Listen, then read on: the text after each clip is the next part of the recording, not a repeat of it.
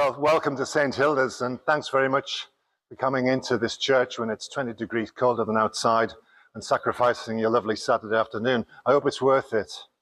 I'm Ian Lightfoot, and I've been for 3 years guiding people in the church. And what follows is a PowerPoint picking out the things that people usually stop in front of. It's by no means an exhaustive list. This is talk A. I know I haven't included anything about catacombs or skeletons under the floor. And I know one gentleman is interested in that. So maybe that's talk B. But for today, 1 hour strictly. I'll keep to that because I was 40 years a classroom teacher. So I know what an hour feels like. But it's a quick romp A to Z, or should I say A to W, because there's no X, Y, Zs. A for altars, W for woodwork, wood carvings, okay? Spot the deliberate mistake. The veneration has a lottery thumbs up. The lottery's not funding this. In fact, nobody's funding this. So that was a mistake. So welcome anyway. So when you go around, we have A for altar, naturally. We have 4 altars, the main one being the far altar in the east, right in front of that reredos. That's only 100-year-old. It was installed by Corot's workshop in the restoration. We have a second altar, which I suppose is the portable one here. Reverend Ros Hall was our last vicar. She had knee problems. She couldn't get up the steps, and we rolled out the portable altar for her to give communion from. Those of you interested in furniture, it's Tresk, Northallerton. And we have a little altar in the what's called the St. Nicholas Chapel, around the corner there. People light candles, and they say a prayer in front of the altar to children. St. Nicholas, children, sailors, and sports people. But I've never heard anybody say a prayer to any sports people yet. And the last one is, you won't recognize it, it's an altar to St. Hilda. There's a picture of her up there. I won't point this, but right up there is the altar to St. Hilda. So we have 4 altars, this being the main one. Anglo-Saxons. This is not an Anglo-Saxon church. It's a Norman church. Anglo-Saxon evidence, we only have one thing, and it's the Hilda stone, and it's round the back there. You have to go to the far southeast wall. It's in a frame. And it's our gem, It was discovered in 1833 by builders. It was underneath the skull of a lady who, we presume, was called Hilda, not Hilda. Now, because Bede didn't write about her, doesn't mean Hilda wasn't famous. In fact, if somebody's doing a stone in runic, writing her name, I reckon she could have been even more famous than Hilda. Who knows? But we're trying to plug this as a badge for St. Hilda's, because the cross, carved by some Irish stonemason, apparently, is unique. Alpha Omega, Hilda, and we're trying to have this as a kind of a logo, hence Tom wearing it there. Nice. The builder who dug it up gave it to his carpenter mate, who took it off to Ipswich, who then gave it to his daughter, who then gave it to Ipswich Museum, who then give it back to a Hartlepoolian whose name was Smythe, and he lived in Middlegate. And I'm trying to get Ipswich to give us the document that says you can have it back, because Hartlepool Council, keep off. Bishops, keep off. It's under our jurisdiction. It's not leaving St. Hilda's. I'd fight you, right? That's our gem, the Hilda stone. And it's dated from around the 8th or 9th century. So just after Hilda.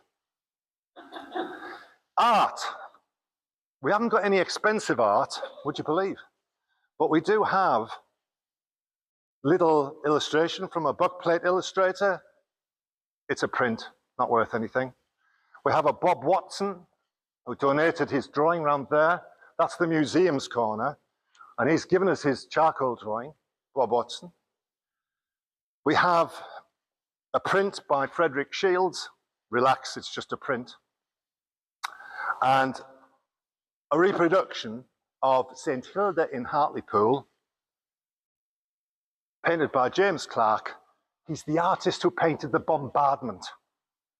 And it's in the museum, and we have a very good reproduction over there of it.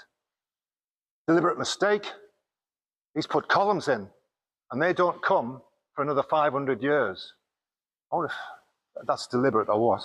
So that's our art. Oh, and if you're willing to travel to York City Art Gallery, go down in the archive, they'll get the oldest drawing of this church by a man called Francis Place in 1670s. That's the oldest drawing of this church. He sits down over where the Duke of Cleveland is, and he looks north, and that's his drawing. But that's in York. B is for baptismal font. We had 6 baptisms last year. I thought it was more, because a lot of people still want to baptize their babies in our font at the back. 1728, the mayor, John Bowes, gives us the marble font, and thousands of babies have been baptized in it since then, and still are getting baptized in it. Raise your hand if you were baptized from that font. Right? You'll have to tell us the story afterwards. That's the baptismal font. And it's really reassuring that parents still want their children baptized here. By the way, we're in something called interregnum at the moment. Our last vicar left us in January 25. 14 months, we've had vacancy, and we hope to get another vicar. And the next vicar will not only have to look after this church, but will have to look at the church at Westview. Holy Trinity is still a parish. Even though they're going to sell it off, nobody goes there anymore, the new vicar will have to be very energetic. So if you know anybody, give the diocese a nudge, get them to apply, because we haven't got anybody applying yet. So that's the baptismal font. The window up there to the boys' brigade. Put your hand up if you're a boys' brigade. 1, 2, 2 boys' brigades. And what's really funny about this one is that Reverend Salter asked a mother if her son would pose for the artist. And that's the boy. It's the Jesus coming ashore from the Sea of Nazareth. But if you take the glass out, hoist yourself up and look out that window, it's the River Tees with Rosebery topping. And you can't see it, and a Viking ship. There's Rosebery topping. That was clever, that was funny. But the letter there from Reverend Salter to the boy's mother asking permission for him to pose for the artist, who is somebody called Bain. I'll come on to the stained glass a bit later. Bain is the stained glass artist. B is for Billy. Michael Drisley has 2 sculptures on the headland. He doesn't live in Hartlepool, but he'll charge £18,000 to have his statue of Billy put in the Croft Gardens opposite Verrill's. So when people come out of Verrill's, they can be reminded of Billy Purvis. People ask, where's Billy's grave? And I point them to the grave out in the churchyard. There's still a great interest in this multi-talented comedian, like the Little Waster from Newcastle. He was a carpenter, used to make his own sets. He was a juggler, he was a piper, great comedian, and he passes away in the Angel Inn, which is now just opposite where Verrill's is for the fish and chips. So maybe we can get that statue, but we just had a look at the grave this afternoon, and it's the second one, and it's already illegible. There's Billy at one of his shows. There's Billy just before he passed away in 1852 in the Angel Inn. So next is the Blackett Hatchment. This doesn't get looked at much, and it's over there. It's a lozenge-shaped picture. And in the restoration, we had to put it away and put dust covers on it because of the dust. We had these windows taken out and scaffolding up, and I took this out and put it for safety away from the dust. It's feather-like painting of 1690s. So William Blackett dies. They do that hatchment. They hang it on his gate. I'm not going to point the pen, but it's over in that direction. They put that on the gate of his house, and he says, I'm going to pledge £2 a year to St. Hilda's forever. Forever. 1698. It ran out in 2004, the £2. If my research stands right. But philanthropy is one of the big things about this church. What comes across strong is what people have given over time, particularly in the Victorian age. So that's the black attachment. Whoops. Neglected is that Boer War brass to two men who fell in the Boer War, the Forgotten War. And those of you who've got a list on your knees of the A to Z, if you know anything about those two men, could you write it on there about that? In fact, when you look at my list, if there's a question mark at the end, it means I'd like more information. We like more information on that subject. I don't know anything about these two troopers. There was a statue, obviously, in the West Park. Steve Close got that done a couple of years ago. But we've just got this brass tablet in memory to them. And there's another one in St. Mary's Chapel. Not St. Mary's, Mary Roundtree's. There's another one there. So that's the Boer War Memorial brass. Graves. Billy Purvis, we've mentioned. But Catherine Sedgwick gave so much money to this town from 1800 to her death in 1850 that she needs a mention. She's forgotten. She gave loads because she was married, first of all, to a very famous Scot, John MacDonald, 17th Clanranald. He marries her up in Edinburgh. Her dad, Catherine's dad, is the famous Robert McQueen. You say that to a Scot, they'll spit, because he hung so many Scots. He was the famous hanging judge, her dad. Anyway, she marries this John MacDonald. They have a country residence somewhere in Hartlepool, probably on the front. And he dies after giving her 3 sons. She remarries a man called Thomas Sedgwick, the town surgeon, lives in Southgate for another 50 years, in which, now quite wealthy, she's given a lot of money to the church and the poor of the town. And that tends to be a trait here on the headland. Women, wealthy women, giving their time to the poor and using their money philanthropically. I went on eBay and found an envelope with a black line around it. And it was addressed to a solicitor. That's it. If you want a close look at it, I've got it in my, I have 2 files there of information that I built up as a volunteer giving tours. And that the envelope is in there under C for Catherine. And this is to a solicitor in Edinburgh saying, will you get this son off my back? He's after me money. And she's very distressed. She has 6 years to live, it's 1834. And I'm wondering who this son is. And from the first marriage. And I think it's Robert MacDonald, because he follows it back down to the town. In The Victorian Delights by Robert Wood, there's a famous book with posters. That's a poster in the book.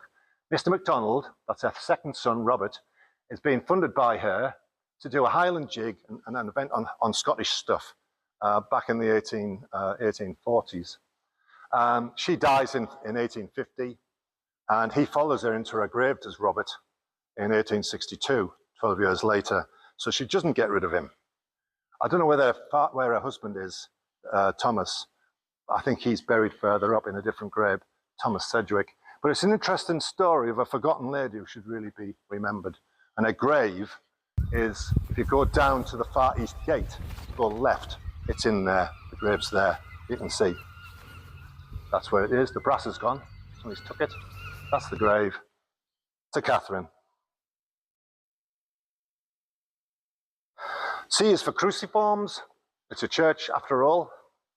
The first one here was on a rood screen there, being replaced. The rood screen's at the back, but we've got this one in the St. Nicholas Chapel. We kept it there. Second one is a processional cross. That's it there. Every Sunday morning, processional.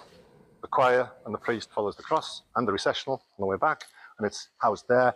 It was a donation by a famous doctor called Margaret Scott Gibb, and she bought that from a Durham bookshop for £90 in 1960 and donated to the church in memory of her parents, who were also doctors, Margaret Scott Gibb. That one was an architect's ego. He was the one that had the rood screen put back there in 2004, took the cross off and put his own cross. Some people like it, some don't, but the metal and the iron, symbolic of the men who worked in Hartlepool shipyards. His words. And the last one here is a cross that people pray for on the wall there, if they're praying for sick or dead children. And another cross, we're talking here Christian masculinity, which is disappearing from the church, arguably. These are the crosses left by 3 knights on the eve of them setting off from Hartlepool for the Middle East, carved their crosses into the base plinth, and it's the last column at the back there. You have to go round here and look between the chairs that are covering them up. 3 crosses carved into the stone by crusaders. I wonder if they got back. I wonder even if they got there. What happened to them? Nobody knows. Is it a true story, or is it some other knights? I don't know. But everybody says, where are those crosses by those crusaders? And they like to see where they are. Cuthbert Sharp, we know him. He's got over there, there's a panel to him. He writes a book. He writes a few books, but this book's an original. I'm watching it very closely. It's signed by the man himself. It's published in 1816 in his house, which used to be just to the west there. And you can see it's a little volume, 1816, talking about the decline of a town called Hartlepool that he lives in. Basically, it's dropping to bits. It has a rich history, but in 1816, it's going nowhere. There's a bit of fish trade, there's a bit of wool trade, nothing much going on. He dies 25 years later in 1849, noticing that the West is starting to develop, and so there needs to be a supplement, and he dies, and 2 years later, a printer called Proctor in Southgate prints this one. This is an original as well. See, the 2 originals. I'm watching them like hawks. If you want to look at them afterwards, I'll show you them, but they are quite valuable. And you can see it's a little bit bigger because it's talking about the west of the town. In the dark shadows of our archives in West is a plaque. It needs to get out of there, and I want it on our west wall. And it's a birthplace plaque of Cuthbert Sharp. It's doing no good in our archives. We should show it off. I'd like that. That's his house. There's the first volume, printed by Francis Humble. There's the second volume, printed by Proctor, about the town and everything to do with the town. Now, if you know who this chap is, he's got a plaque at the back there with the ropes going over the plaque. Who was Cuthbert Trotter? The tomb through those walls is called the De Bruce tomb. But a scholar, he was a doctor called Dr. John Todd, looked at the little, on the side of the tomb, there's some shields on either side. And he said, that's not the De Bruce shield, because it's supposed to be 4th generation De Bruce. You know, William the Conqueror brought over the De Bruce, give the De Bruces the lands. 4th generation De Bruce got these lands, and the body of that man is supposed to be in that tomb. But John Todd said, no, it's the Bulmer tomb, because the shield is a Bulmer shield. And you can see the subtle difference. That one is De Bruce. That one is Bulmer. And Todd would say, because it's got those little dominoes on the side, we should really call that the Bulmer Chapel. I don't know. Oh, and by the way, that's the tomb as it was outside 200 years till the restoration of 1926 to 31 brought it inside as it is today. We had a lady guide from York Minster in here a few weeks ago. I'm sick of this story. And she said, where's your real glass? I said, it's all over, real glass. She said, no, your real glass, your medieval glass. I said, I'm sorry, but we haven't got any medieval glass. She said, why not? I said, well, Henry VIII and the Civil War, you know, they smashed it all, iconoclasm. Oh, I said, oh. She was really put out. but it's real glass. And our oldest is the east window. And the east window was first put in that aperture. You can see the aperture there? So when Corot and his architects came along and they extended the Bruce Chapel, they made the decision to take it out of that aperture and put it in the bigger apertures there. And that's why it got white around it. That's why it wasn't built for that. And the stained glass artists were very famous worldwide. Claris and Bell from Garrick Street, Covent Garden. So it's Victorian stained glass. That's the oldest. The youngest, 1930s. We'll come to that in a bit. Bruce Chapel, if you look at the tomb, look up at the wall and there's an effigy. And that's a conundrum too. Who was he? He's been out in the open. He's a grave. His face is all smoothed over. Cuthbert Sharp thought he was a mayor of Hartlepool, local. But again, the same John Todd said, no. I think that man was a Flemish merchant who settled in Hartlepool from the Hanseatic League, and his wife is with him. And they were on that wall in the museum's wall at the time of Cuthbert Sharp. And now if you look in the Bruce Chapel, there he is. There's his wife, that there. If you look behind you, she's facing him, but she's lost her head and legs. She's doing that. And John Todd said, well, if you go to Newcastle All Saints Cathedral, there's a brass plaque in there with a man and a woman and a dog gnawing at a bone. And I think it's Flemish, and I'll tell you why I think it's Flemish. Probably 15th century, because all of them, in Flanders and Denmark and Germany, the Hanseatic League were trading back and forth across the North Sea. And if you look at Flemish art, you've got Vladimir Putin there. Giovanni Arnolfini, the merchant, marrying his wife, and there's a little dog for fidelity, symbolising faithfulness. I mean, he married her a couple of years, then left her, so fat lot of good was the dog. Flags.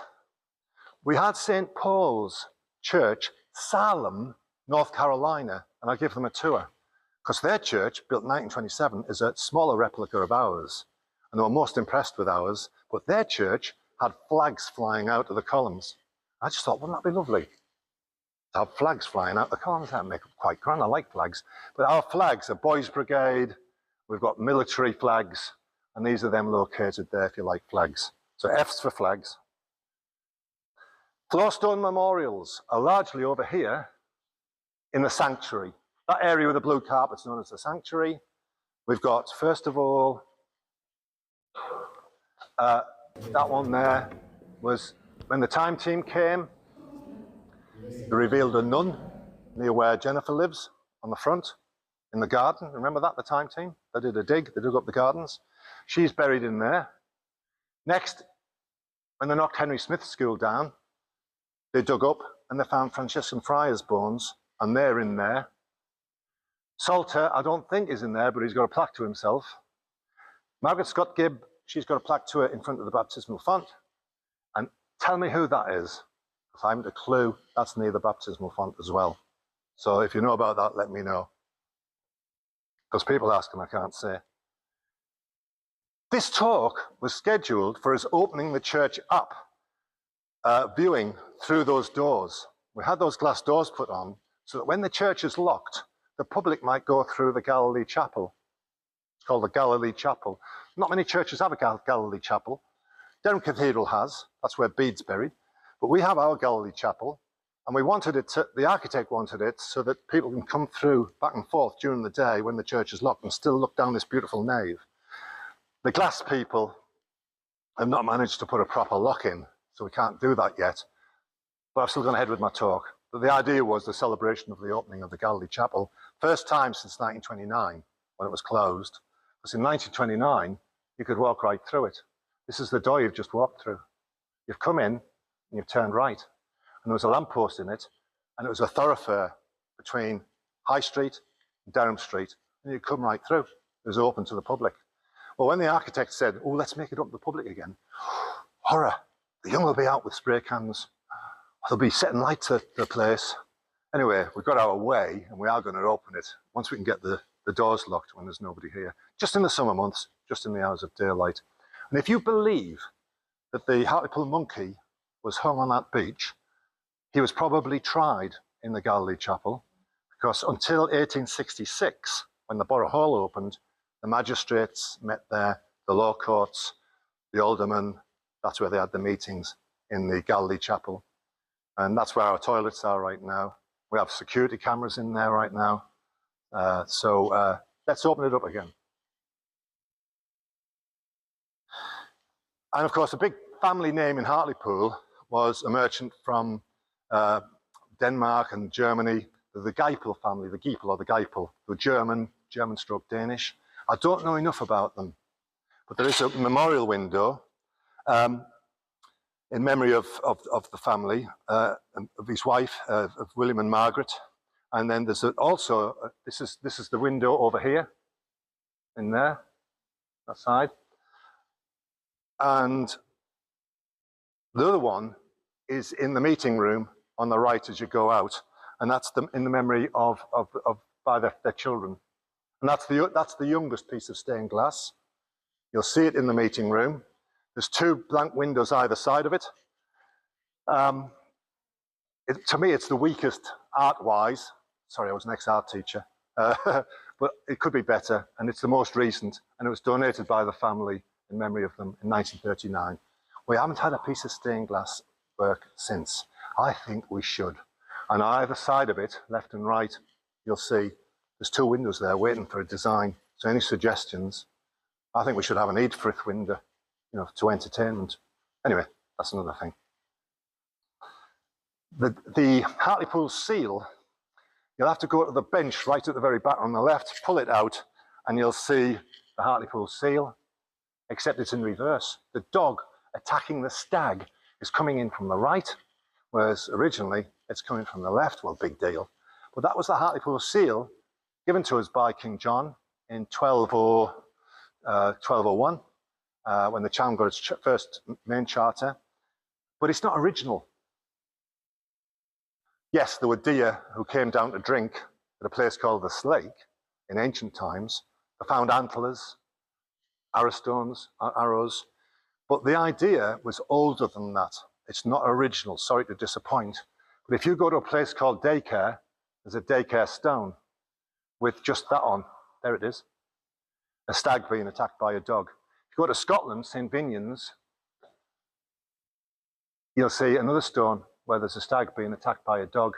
And if you look in Norse mythology, Eikthyr is the Norse deer god to Odin and all the Norse gods, and he drinks from the world's ash tree. He eats from the world's ash tree and drinks in a pond. Yes, this is the island of stags, and it refers to the slake and the deers coming down to drink the water. But sorry to blow it for you, but that is not original. Being around, it's probably come over from Scandinavia.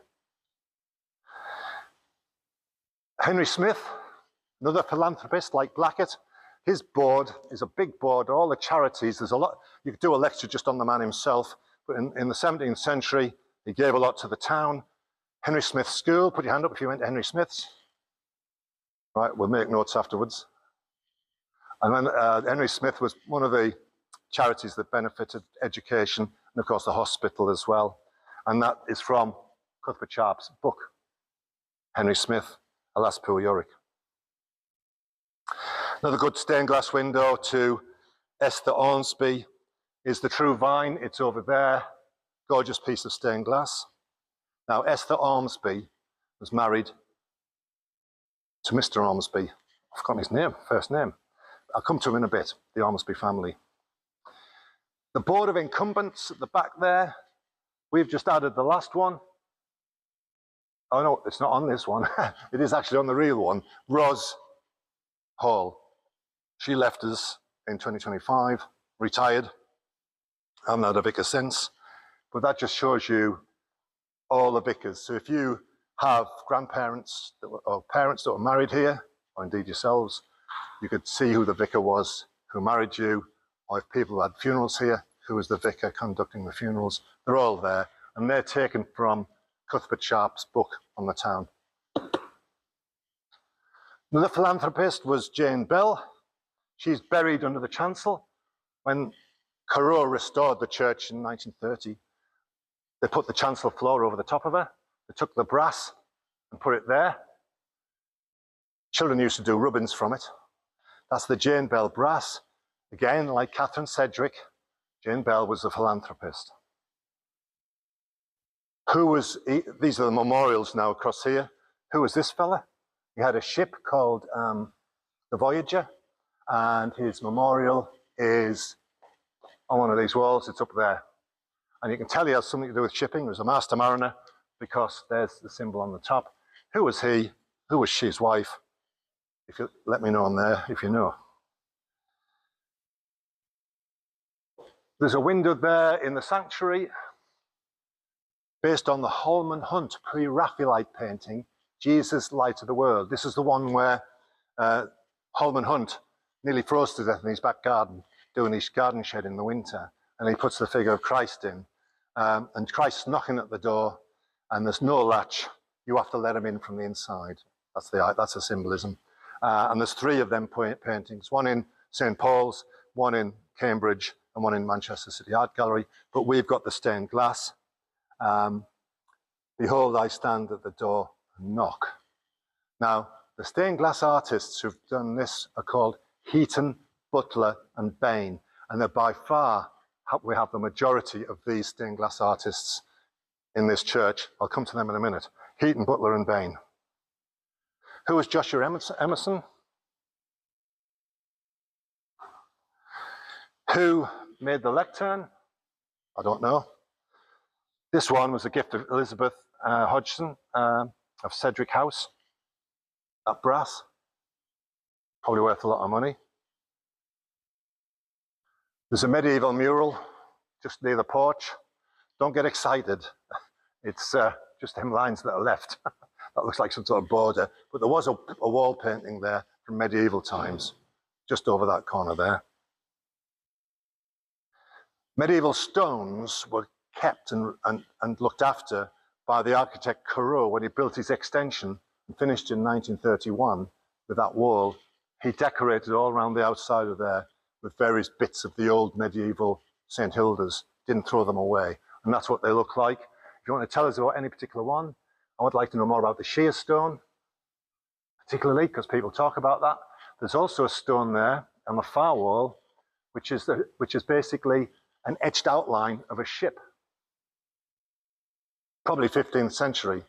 This was found in the tower, propping up a Louvre door in 1930. And we put it in the back there. The ship itself was a cob. Soldiers and archers used to go on these ships. They could be used militarily, or they could be used for trade as well. Models of ships high up, because they were stolen. We got them back. That's why we put them high up in the Bruce Chapel. I don't know what the names are. I don't know who made them. If you can tell me, great, because I can tell other people. The cork model there was made by a 10-year-old, if you believe it. Well, there was no iPhones then, was there? And then the matchstick church there for your delight in the museum corner. Reference to monarchs, we have George I, because there wasn't supposed to be any images in churches. George I gave us his coat of arms that's hanging above the door there, 1701. The other monarch, of course, is Charles III, whose photograph's over there, next to the St. Hilda Chapel, and he gave every church one of the photographs of himself, I understand. So I know you're going to be eager to have a look at that. Thomas Mosley, who was he? His plaque's up there. That's why I've given you these sheets of paper, but nobody's writing anything, so don't worry, don't worry. Oh, the Norman Arch. You have to go through that wooden door out into the south porch and look back, and it is only this bit, that bit, the chevrons. Ignore the porch itself, that's not even 100-year-old. But this is about 1140, and you probably entered to a very different church back then. Then by about 1200, they start building, really building the bigger church that we know now. So that's the Norman Archway. Then we have the Northern Saints windows, 1 and 2. Number 1 has Hilda, Christ and Cuthbert. Cuthbert's holding the head of, I've got to get this right, I always get these kings mixed up. It was found in his tomb, apparently, the skull of St. Cuthbert, St. Oswald's head. Now, these stained glass are by Heaton, Butler and Bain. Heaton was a chemist. Bain was an artist. Heaton, in the 1850s, 60s and 70s, experimented with so many different colours, silicons, that he put into his kilns and fired the glass, that he's attributed to having 132 new colours. Now, we harp on about the French Impressionists inventing colours at about that same time, but nobody talks about Heaton in London, in the smogs and fogs and the pollution of the time, coming up with 132 new colours. And one of the characteristics of that stained glass is the sheer scale of tints and tones and different shades of glass that Heaton, Butler and Bain make. Like Claris and Bell of the East Windows, Heaton, Butler and Bain were next door to them in Garrick Street, Covent Garden, and they expand. By the time we get these Saints windows in the 1880s, they're well established, 30 years on, and they're just a delight to look at. I had a group come round from Tennessee, actually my family, and she was a jeweler. She's a jeweler. She goes, "Oh, what's that?" I said, "I don't know." She says, "There's 12 jewels in it." "Oh, yeah, so there is." And she was like salivating. I thought, "Oh." She said, "That's the breastplate of Aaron, and each jewel is a tribe of Israel." And she told me what the names of them. Don't worry, I've forgotten. and there it is again on Aidan. There, he's wearing one as well. He's got a flaming torch bringing Christianity. Don't forget it was Aidan that brought Bega down here, because it was like Lindisfarne. It had the same characteristics. It looked the same geographically. The tide nearly come round on itself, and at one time probably did. And he brings Bega, and that's our Aidan there. Bede, represented by a quill, because he tells us everything about Hilda and the Northern Saints, doesn't he? Now, curiously, the window is to memory of Thomas Belk, who, for years, took the minutes at the council meetings. I think he was a solicitor, a magistrate's clerk, and quite a big noise. There's a Belk Street, and that's what he looks like, and that's his window, to Thomas Belk. Now, Heaton, Butler and Bain. Bain was an artist. Whenever he put himself in at one of his windows, he always had a beard and a quill pen. So I'm wondering if that is actually Bain, the artist. Going out to the arch, you've got the Oaks Memorial. He was talking about masculine Christianity here. Once upon a time, the Rovers rugby team used to come and pray here at the start of the season. And Robert Oakes was a very, very strong rugby player, played for Durham. And there's a porch there in 1950s. They give it to him. And there's the man himself on the photograph. The Oaks Memorial, when Rovers used to be interested in here, when the church used to have muscular Christianity. The organ dates back to 1871. It's bought from Huddersfield, Honecker. Those of you, anybody interested in music? No? There's a choir every Sunday, and the organist can see them in the mirror, and our organist Ian Pounder can play from a tablet, and the tablet moves with the move of his head. He can change the pages by moving his head. So we are in the 21st century technologically, and it makes a heck of a sound, and we've just had all the pipes cleaned. So you should have heard them play Cum Ronda. Oof. Particularly if you stood there with the sopranos, which I don't. Far window over there. Far window to the right is in memory of William Pearson. He was mayor several times. He was also into timber and the ships. And we've got George, the dragon, and Bega, who predates Hilda. That's the Pearson window. The pews. In 1725, they get new pews. And you can see the scar lines from the pews,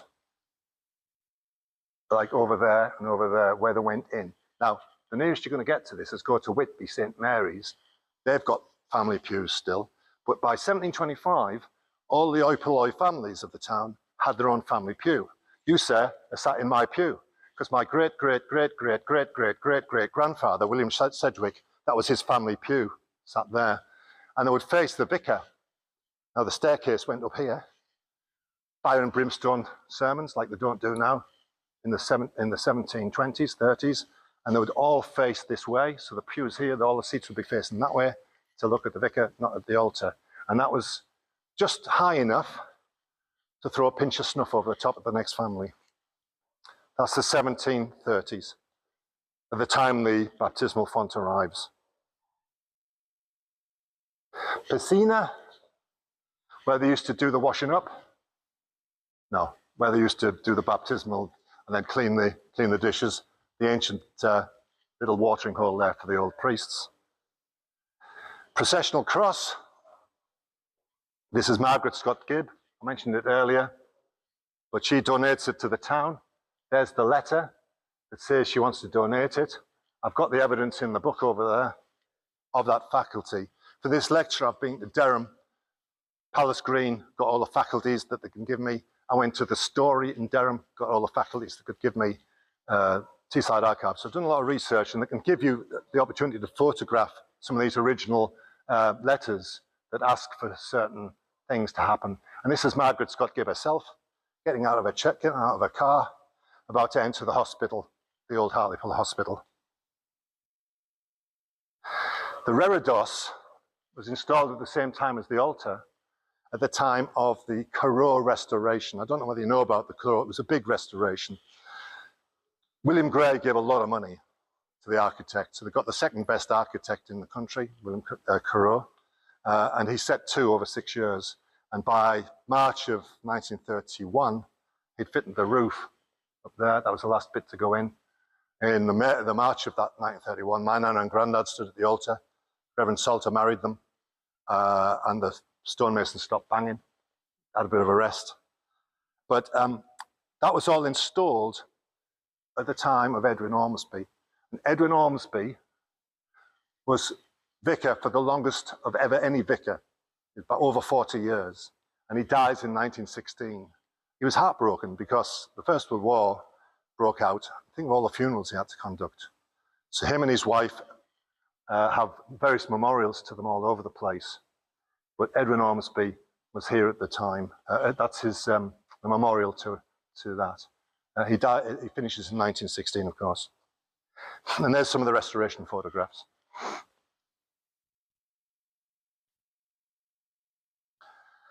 And the brass plaque to John Ridley, somewhere along here. There it is. Is that John Ridley? There he is. Now, he was governor of Henry Smith School, and I thought I'd put that in just for you. No, you don't want to see it? No, I don't either. That's the pictures of the Henry Smiths. I didn't have a very happy time in my 5 years there, so let's move on. And Stephen Robson Memorial. Now, the window over there, Stephen Robson, Faith Open Charity. You won't know this, but Stephen Robson designed the lighthouse, the first lighthouse. And he wanted that lighthouse out on the rocks, all right? But he was overruled by another engineer, and it was placed where we know, well, the first one was out further forward, wasn't it, than the present one? But he wanted it out on the rocks, but he still got to design it, Stephen Robson, and he's buried in Spean Cop. And that's his window in thanks to him.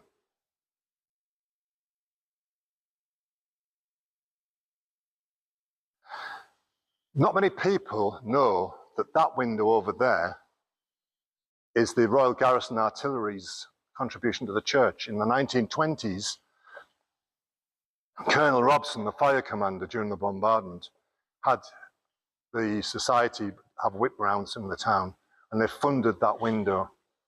And that's the window, the Royal Garrison Artillery window, except you'd only know it, the regiment's badge there, the cannon, is up in the, I've put it where it is in the top left trefoil. That's the only indication you get that it was a Royal Garrison Artillery window. So it's memory of the bombardment. War, symbolized by King Arthur. Peace by St. Francis, very apt because it was a Franciscan abbey just over there, monastery over there, priory over there. and Christ calming the seas. So that's the only connection to the bombardment. Stone carvings. The carving of the nun is by some board mason who's chiseled into that column over there. It's not that one, not that one, that one.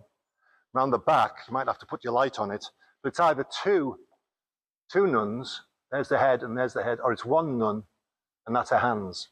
Ambiguous, it's erased with time. But people say, where's the nuns? Well, they're on that column. And that's the stonemason's bit of stuff, I suppose. The sheer stone again, I want to know about that. This is a sundial, and there it is over there. That was taken from Beryl's Fish and Chip Shop, the house that was there before it. All right, there's a house there before it, and when we demolished it, we kept that sundial.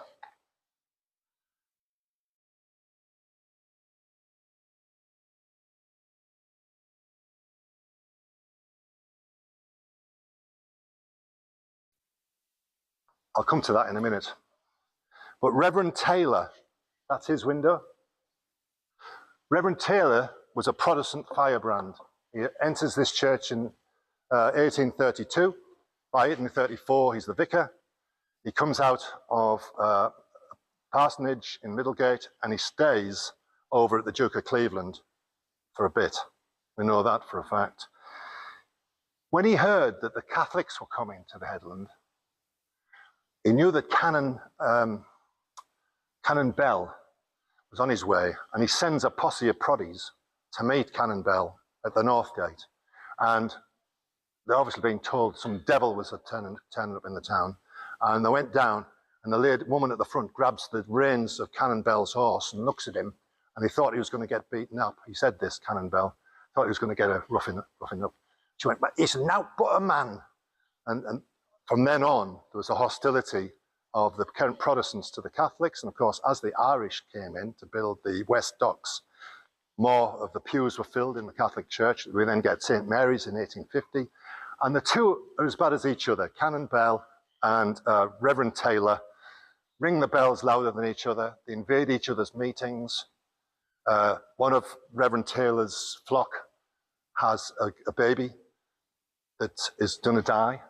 And one of Canon Bell's priests baptizes the baby and then gives it the last rites. And then when the Protestant mother wants it buried in the churchyard, Reverend Taylor says, no, not properly. It's not a Christian, you can't do that. And there was a big fight between the two. And Bishop Mildirt at Durham said, no, you can't bury it in a Protestant graveyard. It's not proper Christian. Do you know who overruled them both? Hartlepool Borough Council. Because even now, the graveyard belongs to them. So if you want to plant something in the graveyard, you have to ask, not us, Hartlepool Borough Council. That's their jurisdiction. So anyway, there's all sorts of stories, except that Reverend Taylor's buried in the graveyard there. That's his tomb. Well, I've got his tomb. I haven't got his tomb on there. There it is. That's Reverend Taylor's tomb. You'll see this parchment on at the back there on the right as you go through the De Bruce Chapel. They thought so much of him in 1861, 7 years before his death, to give him a gown and an inkstand, because they like him so much. And there's the names of all the people at the time who are Protestants in this proud Protestant church. You know, the place, there's like sectarian violence, a bit like the Troubles in Northern Ireland when you read about it. There's no police, like there isn't now, and they'd have to get the cavalry in to break up fights and things in the town. It was the most lawless place in the country, Hartlepool, in the 1840s, 50s, 60s, and 70s. John Todd, there's confusing Todds, there's too many Todds. I mentioned him earlier, because there's his plaque, there's his face, and he disputes the De Bruce tomb, he disputes the effigy, and was a rumour going around, he pushed his wife off a cliff on the south coast. That's in John Oxley's book, if you want to read it, Hartlepool Society. I think the wind blew her off with her frock. I don't think he pushed her off, but that's Reverend. Now, this is the family silver, right? It's located in the vestry there, but only I know the combination. I don't know its worth, but it'll be worth a bit. And there's our holy grails that we take communion from every week. I noticed they were a bit measly with it last week, weren't they? Hardly any sip there to take. Maybe that's because we had the Archdeacon in last week, and he's going to become Bishop of Durham, and everybody turns up to underestimate the amount of wine to put in. Sorry, I digress. And there's more of it. Again, it's all in the vestry. Quickly move on from that. And we have this window, which is an interesting window, on the far east wall of the St. Nicholas Chapel. The road to Emmaus. Christ shows his wounds to the two doubters, except we all know the picture by Caravaggio, don't we, of him revealing himself in the inn. So I thought I'd throw that one in. It's a much more dramatic one, but now a nice little peaceful, look at me, look at my wounds, I'm Jesus, on the road to Emmaus. Sorry if I sound a bit flippant. William Romaine, that's his marble. Don't read it all, it's boring. But basically, he grew up where Verrill's Fish and Chip Shop is now. That was the earlier house, the house with that sundial. His mum and dad escaped France when the Catholics were pushing out the Huguenots, the Protestant Huguenots. They settled in here. I think it was grandparents. He was baptized here, just like Cuthbert Sharp, and he went on to great things in London in Blackfriars. But he's a big name in theology. Those are the marble plaques to him. The Romaine family, their pew was where you are, Cliffy. That was the Romaine family pew, naturally, down there. That's where they sat. And if you're into church history, he's a big noise, Romaine, William Romaine. And that's where the Romaine family were. The grave of Christopher Tennant is out near the East Gate. It's laying flat, pretty much. He's the man who set up the Hartlepool Dock and Railway Company. And they dredged the dock, what's now the Victoria Dock. They built the embankment, right, which brought the trains from Thornley and the collieries, dropped the coal into the bellies of the ships, and away we took off. That's when we really started taking off. About 1836, it's really cracking, except he had the misfortune of going to Leeds to do some fish trading, died there. I think he was, 50-something, 55, 59, and he wanted to be buried under the lighthouse. Well, he never got his way, did he? His grave's there. Very important man. All right, he set up that railway, the Hartlepool Dock and Railway Company. Christopher Tennant. Wood carvings. There's plenty of them. I don't need to point them out, really, except these ones are on the backs of the choir stalls, the Christs, the weapons, the pierced side, angels, lots of lovely wood going on there. And the altar rails, probably oak from forests 1,000 years ago. The oak was discovered in the tower in the restoration of the 1930s, and the rails were set up there at the time of Corot, and that's where we kneel for communion every week. And that's W. Sorry, there's no X, Y, and Zs, unless you can spot any. I hope you might give me some information. You are now all experts. Anybody want to volunteer to come to this church, just give me your email. Give me your email anyway. If you want to be a friend of St. Hilda's, it costs nothing. All you have to do is get an email from me every week. We meet on Sundays in the Duke of Cleveland after we volunteered here at 4:15. We've been open during winter because people come in and say, never been in here all these years. And it's been here, never managed to get in. Well, of course you haven't, because it's been locked. You walk past with a dog and it's been locked. We're trying to get the church open. And this is one of the reasons I give this little talk. Like I say, you know a lot now, so you've got no excuse to take anybody around if you want. And even if you didn't want to take people around, you might want to just sit in here and have a chat with people that come in. We find people from all over the globe who are here in their youth, they tell you stories, you link your family with theirs. It's not a conversation about Christianity. I've only had to do one prayer in all my 3 years, and that was with a family who had a sick child, and we went into the St. Nicholas Chapel and had a prayer. That's about it. Mostly it's about heritage, art, architecture, and history. So thank you for listening. I hope that was an hour. I hope I didn't go over. No, it was over an hour. And come back on Saturdays. We're trying to get open Saturdays, if not Sunday afternoons, from 12 till 4. Thank you very much.